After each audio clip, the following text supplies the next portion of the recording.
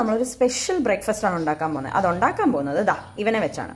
അപ്പോൾ ഇതിനെ ഞങ്ങളുടെ നാട്ടിലേക്ക് ചെങ്ങന്നൂർ സൈഡിലേക്കൊക്കെ ഇതിനെ പറയുന്നത് ശീമച്ചക്ക എന്ന് പറയും.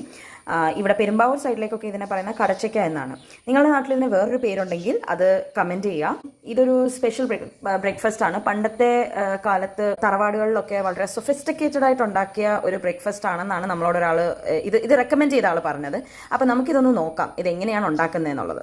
അപ്പോൾ നമ്മളിത് കഴുകി ഇങ്ങനെ കറയൊക്കെ കളഞ്ഞ് കട്ട് ചെയ്തെടുത്തിട്ടുണ്ട്. അപ്പോൾ ഇനി നമുക്കിതിൽ കുറച്ച് ഉപ്പ് തേച്ച് കൊടുത്തിട്ട് ഒന്ന് ആവി കയറ്റിയെടുക്കാം. ഇഡ്ഡലിക്കുട്ടകത്തിൽ വെച്ചൊന്ന് ആവി കയറ്റിയെടുക്കാം. ഓക്കെ, അപ്പം നന്നായിട്ട് ആവിയിലത് വെന്തു. എനിക്കിപ്പോൾ ഇത് ടേസ്റ്റ് ചെയ്യുമ്പോൾ ഒരു നമ്മുടെ കപ്പയുടെ ഒക്കെ ഒരു ടേസ്റ്റ് പോലെയാണ് തോന്നുന്നത്. എന്തായാലും അടുത്ത ഇൻഗ്രീഡിയൻറ്റ് കൂടെ നമുക്കൊന്ന് ഇട്ട് നോക്കാം. ഇത് ഞാൻ ഒരു പാത്രത്തിലേക്ക് മാറ്റിയിട്ടുണ്ട്. അപ്പോൾ ഇനിയാണ് നമ്മളുടെ മെയിൻ ഇൻഗ്രീഡിയൻ്റായ തേങ്ങാപ്പാൽ. അപ്പോൾ ഇനി നമുക്ക് ഈ തേങ്ങാപ്പാലൊന്ന് നന്നായിട്ട് ഇളക്കിയിട്ടൊന്ന് ഒഴിച്ചു കൊടുക്കുക ഇതിൻ്റെ മേലെ കൂടെ.